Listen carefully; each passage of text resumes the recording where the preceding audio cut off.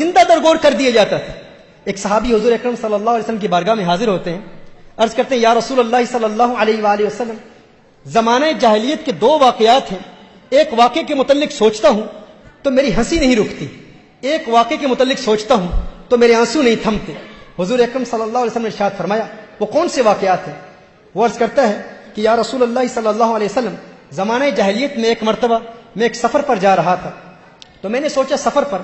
اپنے ساتھ ایک بت تھا جس کی میں پوجا کرتا تھا، اس کو اپنا معبود سمجھتا تھا، پتھر کا بنایا ہوا بت میں اپنے ساتھ لے کے گیا، میں لے جانے کے لیے تیار ہوا کہ اس کو اپنے ساتھ لے کے جاؤں، لیکن اس کا وزن اتنا زیادہ تھا کہ میں نے سوچا کہ کہیں اپنے ہی معبود کے وزن کے نیچے دب کے مر نہ جاؤں، تو میں نے سوچا کہ میں ایک اور معبود تیار کر لیتا ہوں۔ کہا کہ میں نے آٹے کا ایک معبود بنایا، کیونکہ آٹے کا وزن کم ہوتا ہے، کہا میں نے آٹے کا ایک معبود بنایا، ایک بت بنایا، باطل معبود بنایا کہ میں اس کو ساتھ لے جاؤں گا اور اس کی پوجا کرتا رہوں گا۔ کہا میں اس کو اپنے ساتھ لے کر گیا، رستے میں اس کی پوجا کرتا، اس کی عبادت کرتا علیہ باللہ۔ کہا لیکن ایک وقت آیا کہ زیادہ راہ جو میرے پاس کھانے کا سارا سامان تھا وہ ختم ہو گیا، تو کہا کھانے کا سامان ختم ہوا تو اب میں حیران تھا، کچھ وقت کے لیے تو میں نے بہت برداشت کیا، پھر میں نے اسی آٹے پر پانی ڈالا، اسی کو گوندنے کے بعد پھر میں نے روٹی تیار کی، تو میں نے کہا ہے میرے خدا اگر آج کام نہیں آئے گا تو پتہ نہیں پھر کب کام آئے گا، میں نے اسی کو کھا لیا۔ کہا یا رسول اللہ صلی اللہ علیہ وسلم، جب میں اپنے اس باطل معبود کے متعلق سوچتا ہوں تو میری ہنسی نہیں رکتی، اور ایک ایسا واقعہ ہے، ایک ایسا دردناک واقعہ ہے، جب اس کے متعلق سوچتا ہوں تو میرے آنسو نہیں تھمتے۔ میرے آقا صلی اللہ علیہ وسلم نے ارشاد فرمایا وہ کیا واقعہ ہے؟ کہا یا رسول اللہ صلی اللہ علیہ وسلم، ایک وقت ایسا تھا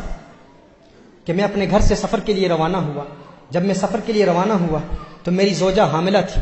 میری زوجہ امید سے تھی، ایک عرصے کے لیے میں اپنے گھر سے باہر رہا اور میں نے ایک مدت گھر سے باہر گزاری، جب واپس آیا تو گھر میں جب پہنچا تو میں نے دیکھا ایک ننھی سی بچی میرے گھر کے صحن میں کھیل رہی ہے۔ جب اس بچی کو کھیلتے ہوئے دیکھا میں حیران ہو گیا، میں نے زوجہ سے پوچھا یہ بچی کہاں سے آئی ہے؟ تو اس نے کہا ڈر کی وجہ سے، خوف کی وجہ سے، وہ جانتی تھی کہ یہ عرب کا معاشرہ ہے اور یہ وہ لوگ ہیں جو اپنی بیٹیوں کو زندہ دفن کر دیا کرتے ہیں۔ اس نے کہا کہ یہ آپ کی بیٹی ہے۔ اس نے کہا مجھے بہت غصہ آیا، لیکن وہ بیٹی بھاگتی ہوئی صحن میں میرے پاس آئی اور یا ابتا کہہ کے مجھے پکارا، ہے میرے پیارے والد کہہ کے پکارا اور مجھے سینے سے لگا لیا۔ کہا اس وقت تو مجھے بہت پیار آیا، بہت محبت میرے دل میں پیدا ہوئی اور میں نے بیٹی کو زندہ دفن کرنے کا ارادہ ترک کر دیا کہ میں اب اسے زندہ دفن نہیں کروں گا، لیکن وقت گزرتا گیا، میرا لگاؤ اور میرا پیار میری بیٹی سے رفتہ رفتہ بڑھتا چلا گیا، میری محبت، میری چاہت، میری رغبت میری بیٹی سے رفتہ رفتہ بڑھتی چلی گئی۔ کہا کہ ایک وقت ایسا بھی آیا کہ وہ بلوغت کی عمر کے بہت قریب پہنچ چکی تھی۔ کہا لیکن اس وقت معاشرے کے بڑے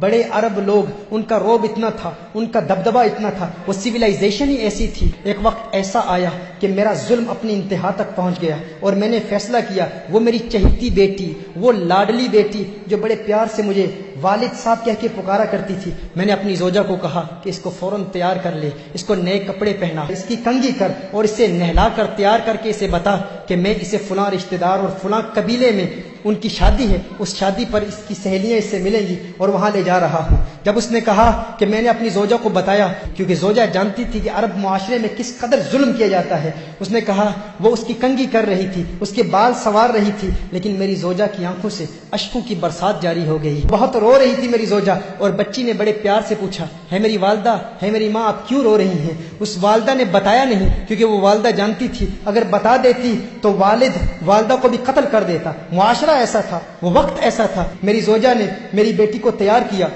تیار کر کے جب وہ دروازے پر آئی تو میری زوجہ نے ایک جملہ کہا، اس نے کہا یا رجل لا تضيع الامانہ، یا رجل لا تضيع الامانہ، اور اس نے ڈرتے ہوئے کہا کہ ہے انسان امانت کو ضائع نہ کرنا، ہے انسان یہ اللہ کی امانت ہے، اسے ضائع نہ کرنا، اسے برباد نہ کرنا۔ اس نے کہا روتے ہوئے، میری زوجہ نے جب یہ جملہ کہا تو میری ننھی بچی بھی یہ جملہ سن رہی تھی، وہ بھی ان باتوں کو سن رہی تھی۔ کہا میں نے بچی کی انگلی پکڑ کر میں بچی کو اپنے ساتھ لے گیا، ایک صحرا میں لے گیا، بچی پوچھ رہی ہے۔ اب یہ 3 احادیث، 3 مختلف روایات کا نچوڑ آپ کی بارگاہ میں پیش کر رہا ہوں۔ وہ کہتے ہیں میری بچی بار بار پوچھتی ہے میرے والد صاحب جس قبیلے میں آپ مجھے لے جانے والے تھے یہ راستہ اس قبیلے کو تو نہیں جاتا، آپ مجھے کہاں لے جا رہے ہیں؟ ایک روایت میں آیا کہ اس بچی نے کہا کہ میں نے بچی کو اٹھا لیا، بچی تھک گئی، تھوڑی دیر کے بعد وہ بچی خود کہتی ہے اے والد صاحب آپ تھکاوٹ تو محسوس نہیں کر رہے، آپ تھک تو نہیں گئے؟ کہا میں نے اپنی بچی سے کہا میں نہیں تھکا، بچی نے کہا نہیں آپ تھک گئے ہیں، اب میں آپ کے ساتھ چلوں گی۔ انگلی پکڑ کر اس بیٹی کو وہ والد اپنے ساتھ اس صحرا میں لے گئے۔ اب جب اس نے دیکھا کہ میں نے گڑھا کھودنا شروع کر دیا، میں نے وہاں پر ایک گڑھا کھودا تو بچی کہہ رہی ہے میرے والد صاحب، ہے میرے بابا جان، یہ گڑھا کیوں کھود رہے ہیں؟ ایک روایت میں آتا ہے کہ جب بچی نے دیکھا کہ والد صاحب کا پسینہ نکل رہا ہے تو وہ بچی خود اپنے کپڑوں سے والد صاحب کا پسینہ پہنچ رہی ہے کہ میرے والد کو تکلیف نہ ہو۔ جب والد کی تکلیف دیکھی تو وہ بچی بھاگ کر آتی ہے اور خود گڑھا کھودنے میں مدد کر رہی ہے۔ کہا لیکن میرا دل پتھرا چکا تھا، میں پتھر دل ہو چکا تھا، اور زمانے کا معاشرے کا روب اور دبدبا اور فکر اس قدر لاحق تھی کہ میں نے اپنے بچی کو اٹھا کے اس گڑھے میں پھینک دیا۔ جب بچی کو گڑھے میں پھینکا تو ریت میں نے بچی پر ڈالنا شروع کر دی۔ ایک روایت میں آتا ہے کہ بچی نے اپنی انگلی سے والد کا ہاتھ پکڑ لیا، کہا ہے میرے والد کیا آج تو مجھ پر وہی ظلم کرے گا جو عرب لوگ اپنی بچیوں پر کرتے ہیں؟ کیا آج وہی ظلم کرے گا؟ میری ایک التجا ہے، میری ایک تمنا ہے میرے والد صاحب، ایک آرزو ہے، آج تو مجھے مار رہا ہے لیکن میری ایک خواہش ہے، میری والدہ کو نہ بتانا کہ تو نے مجھے قتل کیا تھا، کہنا کہ اسی قبیلے کے لوگوں میں اپنی بیٹی کو چھوڑ آیا۔ ایک وقت ایسا بھی آیا کہ میری داڑھی پر اس ریت کا غبار میری داڑھی پر تھا، بچی اس قبر میں دفن ہو رہی تھی اور اپنے ہاتھوں سے اپنے والد کی داڑھی بھی صاف کر رہی تھی، اس کو اپنے والد کی داڑھی پر جو غبار تھا وہ اچھا نہیں لگتا تھا۔ کہا لیکن میرا ظلم اپنی انتہا تک پہنچ چکا تھا۔ اس کی ننھی آواز ختم ہوتی چلی گئی اور آخری جملہ اس بچی نے کہا ہے میرے والد آپ کو یاد ہے جب میں گھر سے باہر نکلی تھی تو ماں نے کیا کہا تھا؟ یا رجل لا تضيع الامانہ، ہے مرد اللہ کی امانت کو ضائع نہ کرنا، اللہ کی امانت کو ضائع نہ کرنا۔ کہا اس نے چیخ ماری اور وہ بچی وہیں مر گئی، میں نے بچی کو دفن کر دیا۔ یا رسول اللہ صلی اللہ علیہ وسلم، آقا جب میں وہ جہالت کے زمانے کا واقعہ یاد کرتا ہوں تو میرے آنسو نہیں تھمتے۔ حضور اکرم صلی اللہ علیہ وسلم کو دیکھا تو حضور اکرم صلی اللہ علیہ وسلم کے ساتھ حضرت فاطمہ الزہرا رضی اللہ تعالی عنہا موجود ہے۔ میرے آقا نے فوراً فاطمہ الزہرا کو سینے سے لگا لیا، سینے سے لگا لیا۔ میرے آقا کی آنکھوں سے اشکوں کی برسات جاری ہو گئی۔ ہم تو اپنی بیٹیوں سے پیار کیا کرتے ہیں۔ میرے آقا نے فرمایا ہے ظالم انسان، اگر زمانہ جاہلیت کے گناہوں کی وجہ سے اور ظلم کی وجہ سے اللہ مجھے آج کسی سے بدلہ لینے کی اجازت دیتا تو سب سے پہلے تجھ ظالم سے بدلہ لیتا۔ محترمہ حبہ اپنی بیٹیوں کو بتائیں کہ حضور اکرم صلی اللہ علیہ وسلم نے ان بیٹیوں کو جینے کا حق دیا ہے۔ میرے آقا صلی اللہ علیہ وسلم نے ان بچیوں کو وہ مقام دیا ہے، کیا مقام دیا ہے، کیا مرتبہ دیا ہے۔ رسالت میں آپ صلی اللہ علیہ وآلہ وسلم ارشاد فرماتے ہیں جب کسی کے ہاں لڑکی پیدا ہوتی ہے تو اللہ تعالیٰ اس کے گھر فرشتوں کو بھیجتا ہے۔ آج آپ دیکھیں آپ کے گھر بیٹی پیدا ہو جاتی ہے آپ پریشان ہو جاتے ہیں، دو بیٹیاں پیدا ہو جاتی ہیں آپ پریشان ہو جاتے ہیں کیونکہ بیٹوں پر ہم فخر کرتے ہیں۔ میرے آقا صلی اللہ علیہ وآلہ وسلم ارشاد فرماتے ہیں جب اللہ تعالیٰ کسی کو بیٹی عطا کرتا ہے، لڑکی عطا کرتا ہے تو اس کے گھر فرشتوں کو بھیجتا ہے۔ فرشتے آ کر کہتے ہیں ہے گھر والو تم پر سلامتی ہو،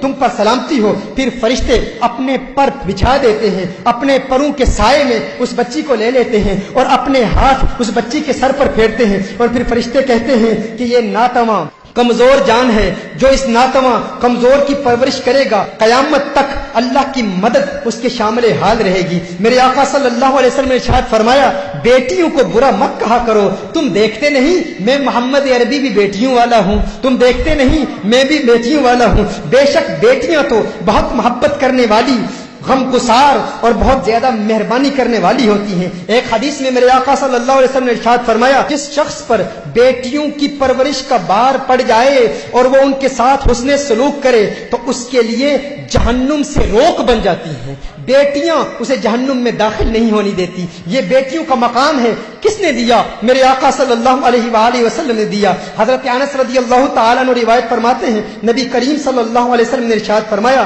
جو شخص دو لڑکیوں کی پرورش کرتا ہے، جو شخص دو لڑکیوں کی پرورش کرتا ہے یہاں تک کہ وہ بالغ ہو جائیں تو میرے آقا نے ارشاد فرمایا جنت میں میرے ساتھ وہ یوں ہوگا جیسے یہ دو انگلیاں ملی ہوئی ہیں۔